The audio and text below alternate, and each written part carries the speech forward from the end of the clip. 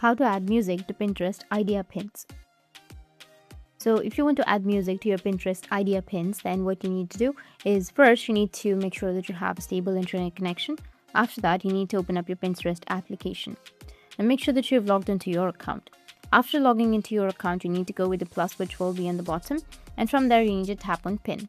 Once you tap on pin, you need to go and select the video that you would like to add.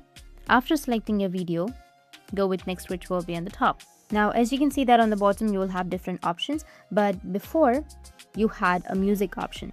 Now, after the new update, you won't have an option to add music on your Pinterest ideas. So what you need to do is just simply take a video which already has music.